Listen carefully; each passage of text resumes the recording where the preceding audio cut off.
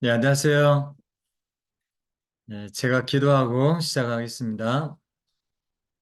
하나님 감사합니다. 오늘 귀한 수요 강의 가운데 함께하여 주시고, 특별히 이 디모데 후서의 말씀을 통해서 우리에게 주시고자 하는 주님의 귀한 아, 메시지와 또 하나는 교훈과 우리가 정말 적용하고 붙잡아야 될 생명의 말씀 우리 가운데 성령님 친히 말씀해 주시고 우리의 마음에 새기는 그러한 귀한 시간 될 수 있도록 하나님 인도에 주옵소서. 하나님 날이 춥습니다. 우리 모두에게 건강 주시고 특별히 어려움 당하지 않도록 인도해 주시고 연말이라 하나님 마음이 분산되고 또 분주한 마음들이 있습니다. 다시 한번 이 시간 우리의 모든 생각과 또 마음에 분산된 것들을 주님 집중하고 또 말씀에 주목할 수 있도록 성령 하나님 특별히 함께하여 주옵소서. 예수님의 이름으로 기도합니다. 아멘. 네. 네. 우리 두 번째 시간입니다. 네, 은혜 가운데서 강하고 두 번째 시간인데요. 우리 지난주 디모데후서 전체적인 스케치를 같이 해봤었죠. 기억나실지 모르겠는데 대충의 간략한 스케치는 그렇습니다. 바울이 이제 마지막 죽음을 앞두고 썼던 편지죠. 로마의 감옥에서 그때가 아, AD 62년경이었으니까 네로 황제, 다른 모든 황제들은 다 잊으셔도 네로 황제와 요한계시록이 쓰여졌던 도미티안 황제 때, 네, 그 두 황제는 기독교 역사에서 가장 핍박을 했던 장본인들이기 때문에 기억하시면 좋을 것 같습니다. 그 네로 황제가 62년 통치 기간이었습니다. 그래서 굉장히 교회가 힘들었고요. 핍박 속에 있었고, 바울도 그래서 4차 전도여행, 마지막 전도 여행이죠. 전도여행 하는 가운데 체포가 됐습니다. 체포가 돼서 잡혔고요. 그래서 이제 죽음을 얼마 안 놔두고 로마의 감옥에서 굉장히 춥고 음습한 습기가 많은 감옥에 있었습니다. 그래서 그런 상황에서 디모데를 보니 디모데가 이렇게 연소한 거죠. 나이적으로. 20대 중반, 네, 많아봤자 30대 초. 그래서 사실은 사역적으로 많이 사도 바울에게 배우긴 했지만 경험이 없었습니다. 그래서 굉장히 좀 에베소 교회를 담임하기에는 나이적으로도 경험적으로도 힘든 이제 그런 연소함이 있었고요. 질병이 있었습니다. 그래서 굉장히 좀 몸이 약하다 보니까 마음까지 움츠러들기 쉽죠. 게다가 디모데는 그 성격적으로 굉장히 소심한 성격이다 보니까 굉장히 어떤 그 목회 현장이 사실은 거칠지 않습니까? 그 당시에도 굉장한 많은 도전들이 있었고요. 그래서 디모데가 걱정이 됐고, 그래서 디모데를 다시 한번 목회적으로 교훈은 하고 또 격려할 필요가 있었습니다. 그래서 이제 썼던 편지가 이제 디모데 후서였죠. 자, 오늘은 이제 2장으로 넘어가서요. 1절부터 13절까지 할 겁니다. 1절부터 13절까지 할 건데, 자, 오늘은 그 첫 번째 절을 한번 보면, 같이 한번 볼까요? 한 번만 더, 지난번에 1장부터 4장까지 간략한 말씀을 했었는데, 오늘 두 번째, 한번, 아까 그 전 페이지 한번 보여주시겠어요, 목사님? 네. 첫 번째 장이 복음을 지키라였죠. 네, 복음을 지키라. 왜 이런 말이 나왔냐면, 핍박하는 당시에 굉장히 많은 사람들이 복음을 떠났습니다. 그리고 사도 바울이 감옥에 잡히면서 사도 바울을 등졌죠. 이제 이런 상황에서 복음을 끝까지 지키라는 부탁과 명령을 했던 거고, 2장에서는 복음을 지키는 차원, 약간 수동적 차원에서 뿐만 아니라 복음을 위해서 고난을 받을 것을 강력하게 명령합니다. 그러면 우리가 생각할 때 복음을 위해 고난을 받을 때 필요한 게 뭘까? 어떤 준비가 되어야지만 우리가 고난을 받을 수 있을까라고 하는 것을 생각할 수 있겠죠. 자, 그러면 1절부터 한번 고난을 받을 때 필요한 것들이 뭘까? 자, 오늘 이게 핵심적인 절 말씀인데 같이 한번 이 2장 1절 말씀 읽어볼게요. 시작. 내 아들아, 그러므로 너는 그리스도 예수 안에 있는 은혜 가운데서 강하고. 자, 오늘 말씀에 내 아들아, 그러므로 여기 한번 끊어볼까요? 자, 원문에 보시면 내 아들아 이 말씀이 먼저 나오지 않습니다. 원문에 보시면 사실은 그러므로가 먼저 나오죠. 네, 그래서 그 밑에 쉰 오운 이렇게 표현하고 있는데 쉰 오운 이게 내가 그러므로 뭐 그러므로 이게 먼저 나온다는 말이죠. 자, 그러면 여기서 중요하게 생각해야 될 게 우리가 그러므로라는 말을 언제 쓰냐? 그러므로라는 말씀을 쓰면 사실은 그 전의 상황을 다 종결하고 결론 짓는 접속사죠. 그럼 그 전의 상황을 우리가 알아야 될 거 아닙니까? 그 전의 상황이 어떤 상황이길래 그러므로 이렇게 말하고 있을까? 그 전의 상황을 우리가 한번 간략하게 짚어보겠습니다. 여러분 그 1장 15절 말씀 하나가 있거든요. 1장 15절 말씀 같이 한번 읽겠습니다. 시작이요. 아시아에 있는 모든 사람이 나를 버린 이 일을 내가 아나니 그 중에는 부겔레오와 허모게네도 있느니라. 자, 여기 15절이 1장의 거의 마지막 부분이죠. 근데 이 1장의 마지막 부분을 어떻게 이제 이야기하냐면 아시아에 있는 모든 사람이 나를 버렸다. 이렇게 표현하고 있습니다. 그러니까 지금 목회 상황이 지금 돌아가고 있는 그 당시 AD 62년경의 현장이 녹록지 않다. 자, 막 복음이 부흥하고 있는 게 아니라 아까 말씀드린 그 네로 황제의 그 조직적인 핍박 때문에 교회가 오히려 억눌리고 있었고요. 움츠러들었습니다. 한껏 움츠러들고 있었고 바울도 잡혔지 않습니까? 자, 이렇게 전방위적으로 핍박이 이렇게 가해지는 상황 속에서 복음이 왕성하게 열매를 맺고 이런 상황이 아닙니다. 그 반대의 상황이란 말이죠. 이게 15절에 단적으로 보여주는 단면입니다. 그 시대의 단면이에요. 아시아에 있는 모든 사람이 복음을 들을 때도 있었습니다. 이게 사도행전 19장의 상황이었는데 지금은 상황이 바뀌었어요. 지금은 상황이 바뀌어가지고 아시아에 있는 모든 사람이 나를 버렸다. 바울을 버릴 정도로 상황이 악화됐습니다. 그래서 그러므로라는 말씀은 지금 이 악화된 거친 메마른 목회 현장을 지금 이야기하는 거예요. 그러므로 네가 이런 상황에서 이렇게 해야 된다라는 것을 지금 2장 1절에 말씀하고 있는 겁니다. 여기에 사람 이름이 나오죠. 그 중에 여기서 그 중에는 아시아에 있는 모든 사람이 버린 사람들 중에는 부겔로와 허무게네도 있다. 여러분 이 두 사람을 왜 써놨을까요? 한번 생각을 해보세요. 상식적으로. 이 부겔로와 허무게네는 사실 굉장히 많이 나오진 않는 사람이거든요. 여기서 이렇게 등장하는 사람인데 여기 아시아에 있는 사람 중에 복음을 버리고 바울을 등지고 이 사람 중에 부겔로와 허무게네도 있다. 이 사람들 이름 안 쓰면 안 될까요?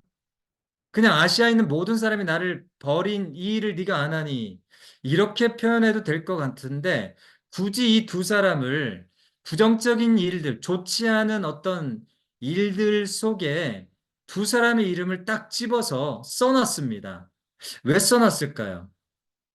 어떤 바울이 이 부겔로와 허무게네 이 두 사람을 생각할 때 얼마나 이 두각을 나타내는 지도자였으면 써놨겠습니까? 이게 상식적인 거죠. 그죠? 처음에 아시아에 있는 모든 사람이 복음을 들을 때 많은 사람이 들었을 거 아닙니까? 그 중에 부겔로와 허무게네는 그 중에서도 열심 있는 사람일 가능성이 많다. 그러니까 리더 중에 리더였고 굉장히 앞서서 최전선에서 바울과 같이 동역을 했을 가능성이 많습니다. 두각을 나타내는 지도자가 아니면 여기에다가 충격적으로 이렇게 써놓을 이유가 없어요. 굳이 이 좋지 않은 일에. 그것도 몇천 년 동안 많은 독자들이 이 부겔로와 허무게네를 볼 텐데 이거를 바울이 인지에 두고 생각을 한다면 이 두 사람을 이 좋지 않은 일에 굳이 써야 되는가? 그 정도로 이 두 사람은 한때 열심이었다. 근데 한때 열심이었던 사람들 중에 이 부겔레오와 허무게네는 바울에게 엄청난 상심을 안겨준, 야, 어떻게 이 사람이 나를 떠날 수 있을까? 내지는 복음을 떠나고 교회를 떠날 수 있을까? 라고 할 정도로 어떤 충격을 줬던 인물이라는 거죠. 자, 이런 상황이었습니다. 이런 상황이 있다 보니까 믿을 만한 리더들도 막 교회를 떠나고, 그죠? 바울을 등질 만한 상황이라는 거죠. 이런 상황인데, 그러니까, 그러므로 이런 뜻이에요. 그 다음 말씀. 그러므로 은혜 속에서 네가 강해야 된다. 지금 이야기를 하는 겁니다. 이해되시죠? 이거를 제가 맥락을 풀어서 그 당시에 삶의 어떤 처해진 환경의 맥락을 풀어서 왜 은혜 속에서 강해야 되는데 이걸 지금 제가 말씀드린 겁니다. 자, 이런 상황이다 보니 네가 강하지 않으면 안 돼. 라고 지금 감옥 속에서 피 터지게 디모데에게 지금 권면하고 명령하는 거죠. 내가 믿었던 부겔레오와 허무게네도 지금 돌아서는 판이야, 디모데야. 이런 상황에서 네가 무기력하게 있으면 안 돼. 강해라. 디모데 강해라. 이게 그 KJV 성경에 보면요. 강하라는 말씀이 굉장히 강력하게 써 있습니다. Be strong in the grace라고 표현하고 있어요. 강해야 된다. 네. 그러니까 주위에 디모데야, 너가 약한 거 알아. 네가 육체도 연약하고 질병도 있고, 그리고 네가 20대 중반, 30대 초반, 많은 너보다 연세가 더 많은 경험도 많고 인생의 선배들도 많고 성도들 중에는 그런 사람들도 영향력 있는 사람이 더 많을 텐데 그 사람들이 뭐라고 하든 뭐라고 이야기하든 네가 강해야 된다. 네가 심지가 중심이 흔들리면 안 된다. 여러분 그럴 만한 상황이잖아요. 지금 디모데가. 그렇지 않아요? 옆에 바울이 있는 것도 아니잖아요. 감옥에 갇혀서 지금 죽어야 되는 상황입니다. 의지할 수 있는, 멘토링 할 수 있는 사람이 없어요, 옆에. 그러니 여러분, 이런 상황에서 너래도 어깨 축 늘어뜨리고 무기력하게, 약하게 있으면 안 된다는 거예요. 그러기 때문에, 그러므로 네가 강해라. 강해야 된다. 지금 이거를 지금 이야기하고 있는 거죠. 근데 조건이 있어요. 어떻게 강할 수 있느냐. 그게 그냥 내가 주의법으로, 내 지금 강해야 돼. 약하면 안 돼. 이렇게 강하라고 표현하지 않았어요. 그 유일한 조건이 뭐냐면, 강할 수 있는 조건이 뭐죠? 예수 그리스도의 은혜 속에서 강할 수 있어요. 이게 그 원문을 그대로 따왔습니다. 거기 보시면요. 엔 듀나모예요. 엔 듀나모. 여러분 디나미스 아시죠? 사도행전 1장 8장에 오직 성령이 너희에게 임하시면 그쵸? 아, 거기에 성령의 권능 그 권능이 디나미스 아닙니까? 다이너마이트의 폭발력 그죠? 이 다이너마이트가 거기서 나오지 않았습니까? 듀나미스. 근데 이 폭발적 강함 이게 그 엔 듀나모가 원래 뜻은 뭐냐면요. 활력을 불어넣다예요. 그러니까 강하라는 말은 활력을 이렇게 불어넣을 수 있는 그 강력한 에너지를 뜻합니다. 이런 강함이에요. 성격적으로 강한 게 아니고요. 뭔가 이렇게 활력을, 새로운 에너지를 끌어올 수 있는 그 사람이 이렇게 들어갔을 때 뭔가 새로운 생기, 새로운 에너지, 이런 것들의 어떤 그 강함입니다. 그래서 이런 부분에 있어서 네가 강하라고 말씀을 했거든요. 그래서 권능을 부여하다, 활력을 불어넣다, 이런 강함인데 이게 조건이 어디서만 강할 수 있냐면 N이 어디 어디 안에서예요. N. 엔테 카리티. 여러분 그 카리스마 있다라고 많이 표현하잖아요. 당신 카리스마가 있는 것 같아. 이 카리스마가 은혜입니다. 네, 부어진 어떤 선물. 이 은혜인데 이 카리티거든요. 이 똑같은 어원이에요. 카리스마. 이 카리스마 안에서만 강할 수 있다는 거예요. 이 활력은 카리스마 안에서만 강할 수 있는데 이 카리스마, 은혜가 어디서 오냐? 여기 마지막에 테엔 크리스토 예수 이렇게 나와 있잖아요. 여기 N도 똑같이 어디 어디 안에서입니다. 테엔 어디 어디 안에서. 그 은혜는 어디 안에서 나오는 은혜냐? 그리스도 예수 안에서 흘러나오는 은혜예요. 그러니까 이 강함의 원천이 계속 거슬러 올라가면 그 원천의 샘물, 은혜, 카리스마의 선물이 어디서 나오는 거죠? 궁극적으로. 네, 이 예수 그리스도 안에서부터 흘러나오는 거예요. 그러니까 예수 그리스도 안에 머물러 있지 않으면 이 궁극적인 활력과 권능이 나에게 흘러오지가 않는 거예요. 여러분 이해되시죠? 이게 본질이라는 거예요. 강함의 본질. 그래서 사역자는 계속 사역은 뭐냐면 알기 쉽게 소진하는 겁니다. 사역은 소진하는 거예요.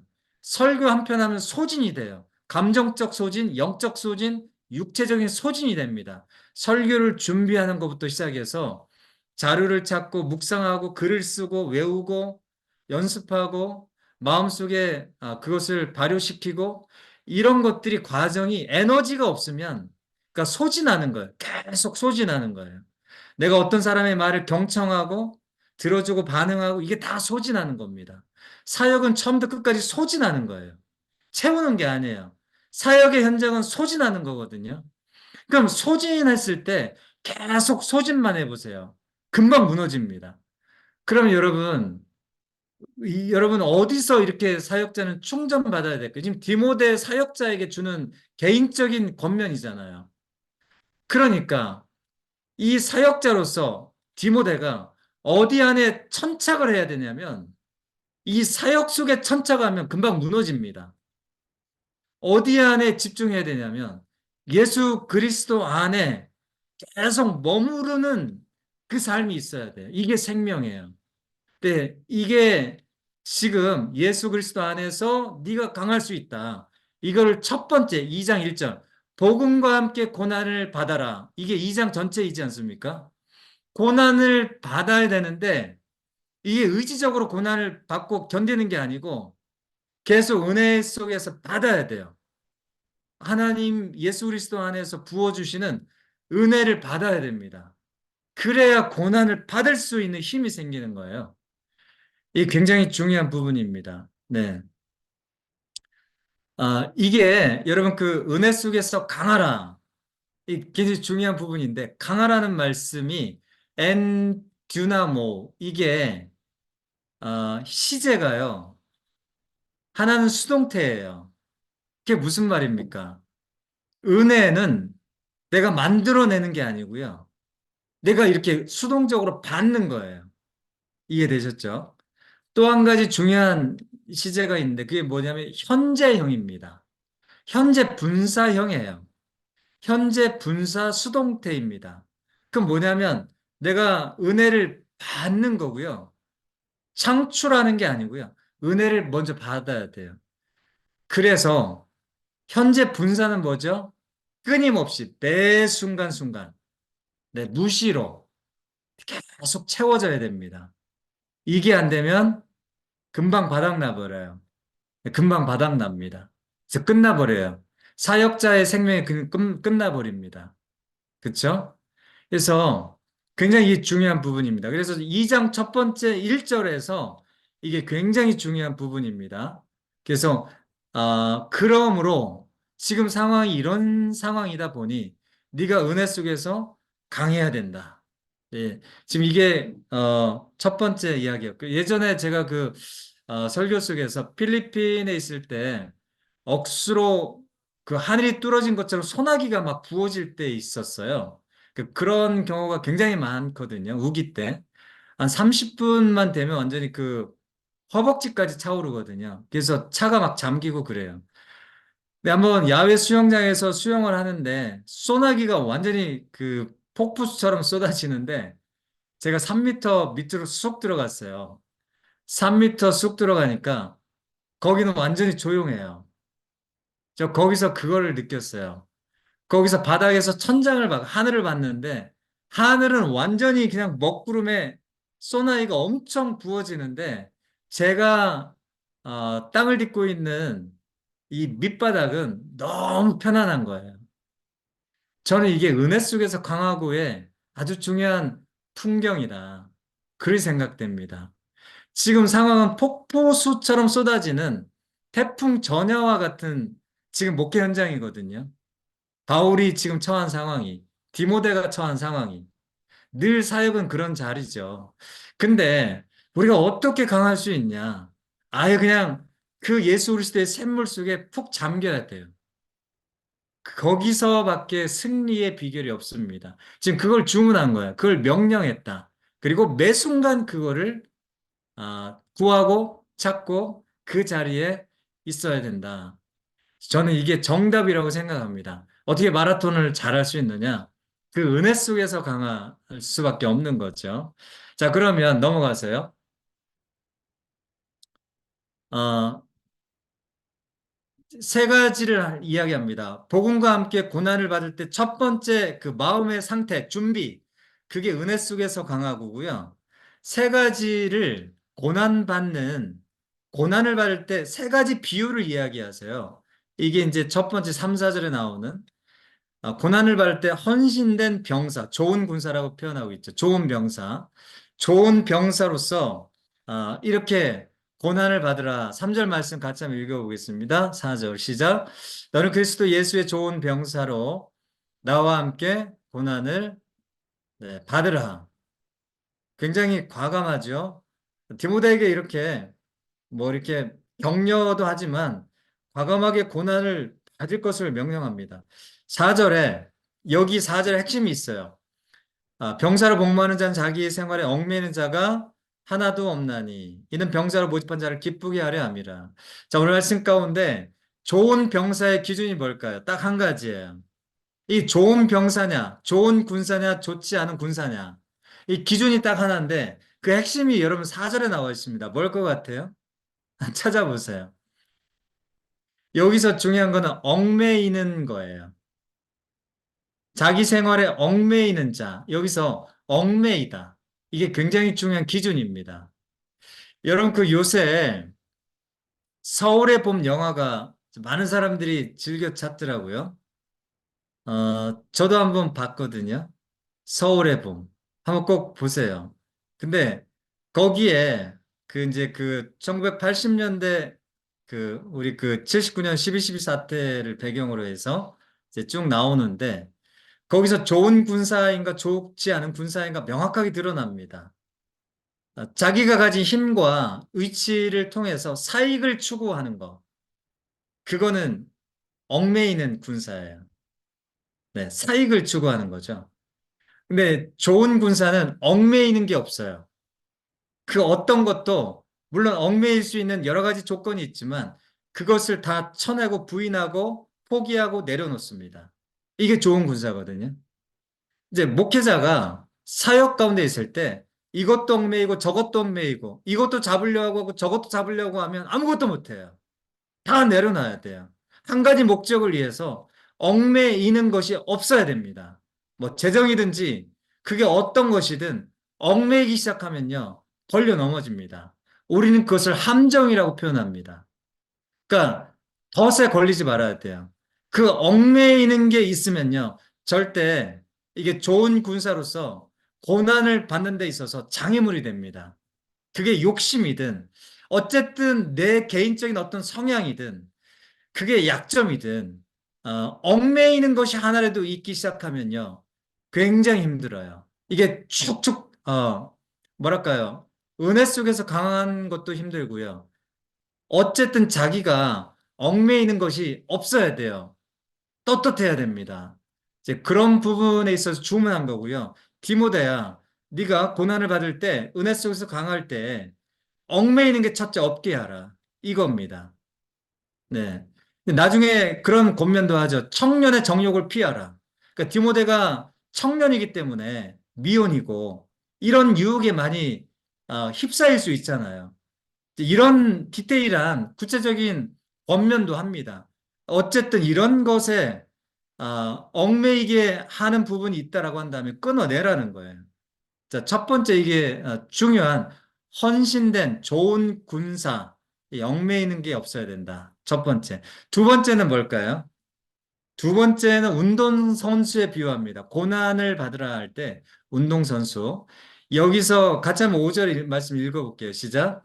경기하는 자가 법대로 경기하지 아니하면 네, 승리자의 관을 얻지 못할 것이며 여기서 이제 그 당시에 헬라 배경이지 않습니까? 헬라 사회인데 올림픽 경기를 그 주기적으로 했던 사회이지 않습니까? 그래서 올림픽 경기에서 가장 중요한 게 그 당시에도 보면은 규칙이었다고 그래요. 규칙대로 하지 않으면 이 승리의 월계관을 가져갈 수 없는 거예요. 근데 지금도 마찬가지죠. 경기하는 선수가 규칙과 원칙을 지키지 않으면 반칙이 되고 그게 페널티가 되고 결국은 최고는 뭐냐면 실격이죠. 네, 그 예전에 박태환 선수 그때 아테네 올림픽인가요? 제가 기억하기로 아테네 첫 번째 10대 때 출전해가지고 수영 경험이 없으니까 이 그 먼저 출발하면 수영은 실격입니다. 근데 두 번인가 첫 번째에서 먼저 출발해가지고 부정 출발이 됐어요. 그래서 뛰어보지도 못하고 수영해보지도 못하고 그냥 실격해서 집으로 돌아온 그 역사가 있더라고요. 어쨌든 그 운동선수에게 중요한 거는 이 법대로 경기하는 겁니다. 그래서 반칙, 뭐 이렇게 하나님의 말씀을 따라가는 개인적인 삶 이런 것들이 제대로 이렇게 받쳐주지 않으면 그러니까 인격적인 면에서 내지는 어떤 도덕적인 면에서 이런 것들이 이렇게 음, 이탈되게 되면 사실은 어렵죠, 사역이. 사역 안 됩니다. 설교 듣겠어요? 설교 못 듣죠. 그럼 끝난 겁니다. 그러니까 설교자가, 사역자가, 아, 성도들이 말씀을 안 듣잖아요. 저분 도저히 못 들어주겠어. 도덕적으로. 내지는 뭔가 이렇게, 그게 이제 법대로 경계하는 거거든요. 네, 그 하나님의 그 주신 룰 안에서 그것을 이탈한 채로, 그렇게 하면 목회가 잘 안 되죠. 네, 그 어렵습니다. 그런 부분에 있어서 교훈을 준 거죠. 고난을 받되 그냥 그 룰 안에서 고난을 받아야 된다는 이야기입니다. 자기 자신의 잘못 때문에 고난을 받는 거는 안 되는 거예요. 세 번째는 한번 볼게요. 세 번째 6절 말씀인데 같이 한번 읽어보겠습니다. 시작이요. 수고하는 농부가 곡식을 먼저 받는 것이 마땅하니라. 자, 첫 번째 좋은 군사, 두 번째 고난을 받는데 운동하는 선수처럼 그 주어진 규칙 안에서 고난을 받아야 되고, 세 번째는 뭐냐면 수고하는 농부처럼 고난을 받으라. 사역해라. 그러니까 사역을 어떻게 하느냐, 어떻게 섬기느냐, 좋은 군사로서 얽매이지 않고 규칙 안에서, 말씀 안에서, 그리고 세 번째는 수고해야 된다예요. 여기서 왜 수고하는 농부로 했을까? 여기 그 수고하다가 이게 원문에 보시면 코피온타입니다. 그래서 제 아재 개그 한번 할게요. 음, 코피가 코피 코피 나게 코피 온다. 코피가 쏟아지도록 수고해야 열매를 맺는 사람은요 코피를 쏟아야 돼요. 근데 이게 아직의 것 같은데요. 이게 진리입니다. 열정이 없으면요. 아무것도 안 돼요. 그러니까 내가 정말 죽을 똥 살 똥 해야지요. 열매가 맺습니다. 물론 하나님이 하시죠. 그거 모릅니까? 하나님이 하시는 거 알아요. 근데 하나님은 사람을 통해서 일하십니다. 그 어떤 사람을 통해서 일하느냐? 게으른 사람을 통해서 하나님 일하실 수도 있지만 오늘 말씀하는 사역의 현장 속에서 특히 지도자가요. 게으른 지도자를 통해서는 열매가 안 나옵니다. 어떤 사람이냐, 어떤 지도자냐, 목회자냐, 수고하는 농부처럼 이렇게 수고하는 사람을 통해서 목회자를 통해서 열매가 맺혀진대요. 곡식을 떨 수 있대요. 추수할 수 있대요. 그 여러분 농사 접으셨어요? 저도 뭐 전업 농부는 아니지만 저는 어렸을 때 여러분 농사가 어떤 걸까요? 지금 뭐 귀농하시고 여러 가지 이제 농사가 지금 이제 좀 개념이 달라졌지만 기계가 많이 다 하고요. 사실은 원래 그 당시에 AD 62년경의 농사라고 한다면 어떤 풍경의 농사가 상상이 되십니까? 저 부모님들 보시면요. 진짜 하기 싫어요. 일단 지루해요. 계속 반복하는 거예요. 화려한 게 없어요. 똑같은 일, 뻔한 일을 계속 반복하는 게 농사예요. 여름에 2주가 멀다고 풀 뽑아야 돼요. 우리 그 동산에 보시면 지겹도록 풀 나죠? 뽑아도 풀나고, 배도 풀나고, 여러분 밭에 가보세요. 진짜 여름에 풀 뽑다가 일 못 봐요. 요새는 뭐 그런 거 안 하지만은 정말 제일 제가 어렸을 때 싫었던 게 풀 뽑으라는 명령이었어요. 어머니의. 뻔한 거, 지루한 거, 하기 싫은 거를 계속 해내야 되는 게 농사예요. 왜 수고하는 농부에게 여러분, 농부에게 여러분 그 사역자, 복음을 위해서 고난받는 그 사역자의 그 모습을 은유로 표현했겠어요. 이거거든요. 일주일에 5번 설교한다. 그러면 이거를 하는데 게을러서는 안 돼요. 진짜 힘을 쏟아야 돼요. 5분 설교라도 신방 설교라도 힘 써야 돼요. 안 하면요, 티나요. 힘 안 쏟으면요, 아무런 열매도 없어요. 기도할 때라도, 안수해서 기도할 때라도 정말 힘을 다해서 내 진액을 뽑는 마음의 심정으로, 아버지의 마음으로 기도해야지 그게 뭔가 되는 것이지. 이렇게 안 하면 안 돼요. 삼행시, 여러분, 이번 주에 이제 그 뭐죠? 우리 유아세례 3명 있잖아요. 삼행시를 짓는데, 삼행시 짓더라도 기도하면서 진액을 쏟아야지 뭔가 울림이 있고 감동이 있는 거지. 부모님들 그거 금방 압니다. 그냥 대충 해서는 아무것도 안 되는 거예요. 무슨 감흥이 있어요? 무슨 울림이 있어요? 무슨 공명이 있어요? 아무것도 안 돼요. 하나를 하더라도 진짜 열심히 해야 되거든요. 모든 일을 다 그렇게 할 수 없지만 본질적인 일 말입니다. 영적인 일, 영을 다루는 일, 사람의 감정을 다루는 일은 진짜 진액을 쏟고 수고하는 농부가 추수를 기다리는 것처럼 힘을 다하지 않으면 아무것도 안 돼요. 미쳐야 돼요. 여러분 그 오카는 목사님이 예전에 그 제자 훈련 하실 때 항상 이론적으로 외치시는 게 있어요. 그게 뭔지 아세요? 광인론이에요. 광인론. 광인 미칠 광 사람 인자예요. 미친 사람처럼 하지 않으면요. 죽을 똥 살 똥 하지 않으면 제자가 안 일어납니다. 사역은 그런 거예요. 그러니까 제가 아까 처음 말씀드렸잖아요. 소진하는 일이라고요. 그러니까 그렇게 안 하면 안 돼요. 수고하는 농부가 가을에 곡식을 기다리면서 대충대충 해서는요, 곡식이 그냥 여물지 않습니다. 처음 씨 뿌린 일들부터 시작해서 뿔 뽑고 농약 주고 새때 쫓아내고 어, 그 모든 과정 속에서 성실함으로 하지 않으면 하나도 곡식을 추수할 게 없어요. 하나님은 그렇게 수고하는 농부에게 그 곡식을 먼저 출수할 수 있는 영광을 주신다는 거예요. 여러분, 그래서 무슨 섬김이든지 최선을 다해야 된다. 그렇게 고난을 받으라. 지금 디모데에게 이야기하는 겁니다. 그러니까 부담 만땅 주는 거예요. 디모데에게 편지해가지고 정말 죽음을 앞두고 진짜 해야 될 쓴 말을 하는 겁니다. 야, 그러므로 상황이 지금 이런데 네가 지금 무기력하고 어깨 축 늘어지고 있을 때가 아니야, 지금. 은혜 속에서 진짜 네가 중심을 바로 잡아야 되는 거고 나와 함께 고난을 받아야 된다. 수고하는 농부가 되라. 지금 이렇게 이야기하고 있습니다. 네. 요즘 한국이에요. 요즘 한국, 아유, 벌써 35분이네요. 이제 10분 안에 마치겠습니다. 요즘 한국의 모든 신대원들이 다 미달이지 않습니까?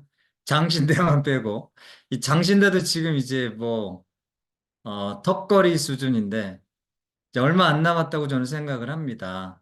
근데 요새 교회 전망이 어두워요.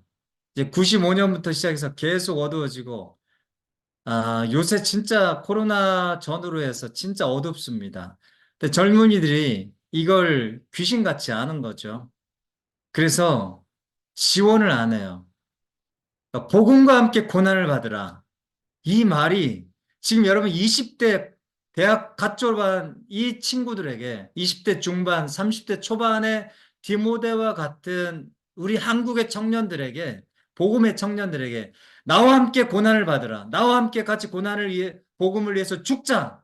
수고하는 농부가 되자. 이게 얼마나 통할 것 같습니까? 저는 이게 오늘 한국의 복음의 청년들에게 주는 메시지라고 생각을 하거든요. 특히 이 사역을 준비하는 청년들에게 이 메시지가 얼마나 설득력 있게 다가올까 저는 의심해 봅니다. 고난받기 싫다는 거거든요. 그런 고생하기 싫다는 거예요. 그런 대우받고 아, 교회 전망, 어두운 전망 속에서 내 일생을 목숨 걸기 싫다는 겁니다. 그 메시지거든요. 선교지는 더 심하고요. 이런 상황입니다. 저는 그래서 이게 우리 한국교회에 주는 메시지가 아닐까. 이 지금 상황이. 양상만 다르지요. 핍박이 없다라고 하는 상황만 다르지. 이 어두운 전망 속에서, 이 어두운 선교지 속에서 얼마나 이 메시지가 정말 필요한 메시지일까. 저는 생각을 해봅니다. 그래서 정말 이 부름에 응답하는 사람, 그런 사람에게 정말 소망이 있고 그런 사람들이 있기 때문에 한국 교회와 또 우리 교회가 그럼에도 불구하고 소망이 있다. 이제 그런 생각을 해봅니다. 네. 이 분들을 위해서 우리가 정말 같이 기도하고 같이 힘 써주고 우리 목사님들 참 귀해요. 그래서 우리 목사님들 참 박수 쳐주고 싶고 이렇게 많이 헌신하지 않는 세대에서 그래도 가정 전체가 이렇게 헌신하는 것들이 너무 귀하다. 그런 생각을 좀 합니다. 마지막으로 여러분 마지막 8절부터 13절 말씀인데요. 여기, 네. 그 다음 한번 볼까요? 참음을 배워라. 이게 이제 13절 마지막 단락인데, 고난을 받는데 어떤 태도가 필요할까? 이제 은혜 속에서 강하고, 그리고 세 가지 비유. 병사, 그리고, 네, 운동선수, 그리고 수고하는 농부. 마지막은 뭐냐면 참음을 배우는 거죠. 이게 이제 8절부터 13절입니다. 디모데야, 네가 고난과 함께 참는 것을 배워야 되겠다. 네. 이게 오래 못 버티거든요. 이게 젊은이들은 좀 어려우면 고난이 다가오면 이렇게 튀어나가요. 뭐 도망가거나 회피하거나 이렇습니다. 그래서 바울이 걱정하는 거는 이 고난 속에 있을 때 막 흔들리잖아요. 막 젊은이들이 흔들리거든요. 아내가 있는 것도 아니고 바울처럼 멘토가 막 지지해 줄 수 있는 사람이 바로 곁에 있는 것도 아니고 굉장히 힘든데 이 흔들릴 때마다 참아야 된다는 건데 그냥 무작정 참으라는 건 말이 안 되고 세 가지를 이야기합니다. 첫 번째는 8절 한번 읽어볼래요? 시작. 내가 전한 복음대로 다윗의 씨로 죽은 자 가운데서 다시 살아나신 예수 그리스도를 기억하라. 누구를 기억하라? 힘들 때마다 디모데야. 네가 목회 현장에서 흔들릴 때가 참 많이 있을 텐데, 어, 예수님도 죽었다가 살아났어. 그분을 기억해라. 그분을 기억하고 네가 참아라. 이렇게 지금 권면하고 있어요. 얼마나 눈물 나는 겁니까, 사실은. 야, 하나님 그분도 죽음이라는 고통을 감내했지 않느냐. 그쵸? 그러니까 그 하나님도 죽음을 통과했다라고 한다면 우리 인간으로서 그분의 고난을 기억하면서 동참해야 맞지 않겠냐. 그분의 고난을 먼저 기억해라. 그러면 참을 수 있지 않겠냐. 첫 번째. 두 번째는요. 그 다음 한번 볼게요. 같이 한번 9절 시작이요. 복음으로 말미암아 내가 죄인과 같이 매이는 데까지 고난을 받았으나 하나님의 말씀은 매이지 아니하니라. 그쵸? 두 번째는 내가 어떻게 고난 받았는지를 생각해라는 거예요. 네. 내가 로마의 시민권도 있고 내가 배울 만큼 배운 사람이고 한때 잘 나갔던 사람인데 30년을 고통 속에 있었다. 나를 기억해라. 나를 보고 위안을 삼아라. 이런 이야기예요. 이 참 눈물 나는 이야기입니다. 그쵸? 내가 얼마나 수치를 당하고, 내가 얼마나 억울한 일을 많이 당하고, 내가 얼마나 애매한 고난 가운데 있었는지, 네가 한번 생각을 해라. 네가 흔들릴 때마다, 네가 분통 터질 때마다, 네가 억울할 때마다, 아, 내 멘토 대신 바울도 30년을 이런 삶을 감내하고 참았는데, 그래, 나도 참아야지. 이렇게 하라는 거죠. 저는 이게 너무나 공감이 됐습니다. 여러분 참, 그 교회 사역을 하면서, 여러분 얼마나 힘드세요. 참 포기하고 싶을 때도 있고 내려놓고 싶을 때도 있고 억울한 고난 당할 때도 있고 아무도 알아주지 않는 그런 마음 억장이 무너지는 야 정말 이거 내가 그냥 세상에서 편하게 살 수도 있는데 주의 몸에 있다는 것 때문에 내가 주의 어떤 그 부르심 안에 있다는 것 때문에 내가 이 사람들을 책임지고 있다는 것 때문에 더러운 소리를 들을 때도 있고요.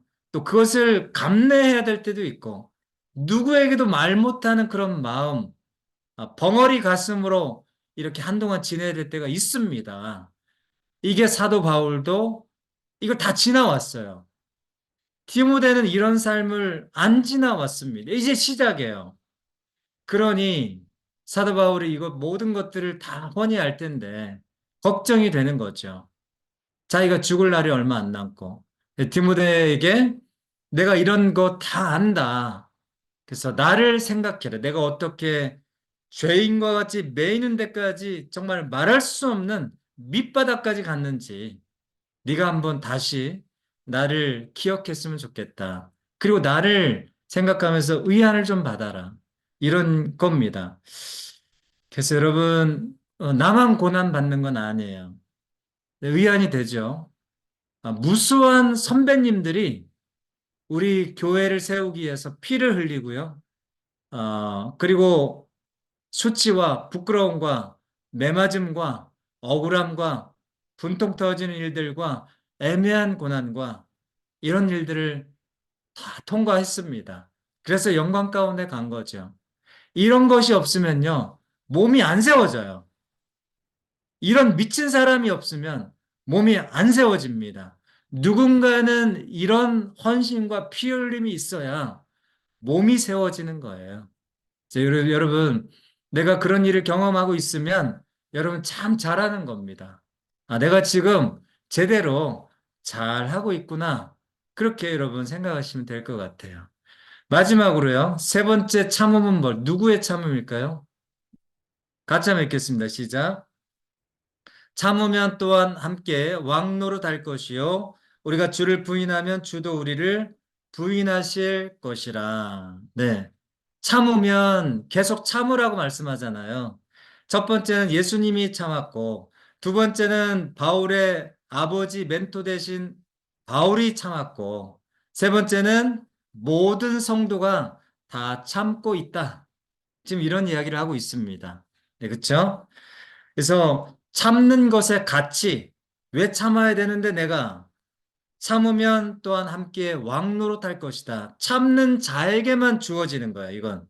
네, 끝까지 그 자리를 벗어나지 않고 그 묵묵히 참는 사람만 마지막 주의 왕노릇하는 영광이 있습니다. 그래서 이 모든 참음은 절대로 헛된 것이 아니다. 네, 그렇게 권면하고 격려하고 있죠. 그래서 마지막 한번 같이 읽고 마치겠습니다. 자, 열매는 뭐를 통해서 오냐면요. 수고를 통해서 오고요. 영광은 고난을 통해서 옵니다. 이게 지금 디모데후서 2장에서 결론적으로 축출해낸 거예요. 생명은 죽음만을 통해서 옵니다. 그러니까 어떤 사람이 고난받지 않고 수고하지 않고 죽지 않으면요. 영광과 열매와 생명은 교회 안에서 일어나지 않습니다. 누군가는 남을 위해서 수고하고 피 흘리는 수고가 있어야 돼요. 누군가는 고난을 받아야 돼요. 누군가는 깨어 죽어져 나가는 그런 죽음을 통과해야 됩니다. 그게 목회자가 됐든 그게 어떤 장로님이 됐든 권사님이 됐든 집사님이 됐든 사명자가 됐든요. 선교사가 됐든 그 자리를 통과해야 됩니다. 이런 사람들 때문에 여러분 교회 안에 열매가 일어나는 거예요.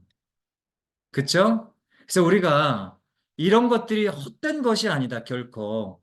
여러분 힘내십시오. 여러분 스스로 내가 정말 잘 참고 있구나. 그렇죠? 여러분 주님의 위로가 여러분 마음속에 임했으면 좋겠습니다. 저는 이 디모데를 격려하는 말씀이지만 먼저는 저에게 주신 위로가 왔었고요. 또 한 가지는 우리 성도님들 많이 위로해 주고 싶었어요. 특별히 우리 아가페 어, 교회 우리 모든 성도님 참 애썼다. 많이 애쓰고 있다. 많이 격려해 주고 싶었습니다.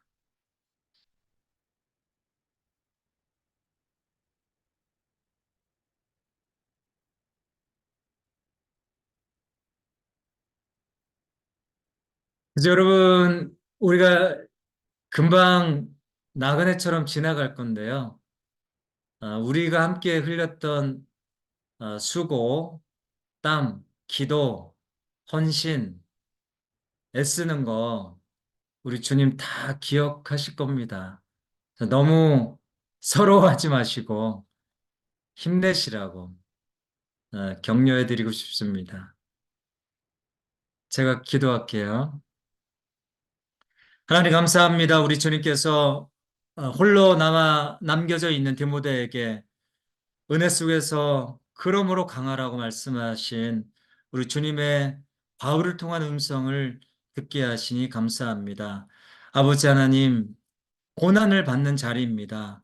수고하는 자리입니다. 아버지 하나님, 얽매이지 않는 자리입니다. 그래서 쉽지 않습니다. 흔들릴 때도 많이 있습니다. 포기하고 싶을 때도 많이 있습니다. 아버지 하나님, 그러나 아버지 하나님 참는 자가 주와 함께 왕노릇할 것이라고 말씀하신 것처럼 아버지 끝까지 참고 승리하는 우리 모든 아가페 성도님들 되게 하여 주시고 아버지 하나님 모든 주어진 부르심과 하나님 자리에서 최선을 다하고 있습니다. 아버지 하나님 주님께서 위로해 주시고 격려해 주시고 축복해 주시고 주님 은혜 속에서 우리가 날마다 강한 저희들 되게 하여 주시옵소서. 감사드리며 예수님의 이름으로 기도합니다. 아멘. 네, 마쳤습니다. 네, 편안한 밤 되시고요.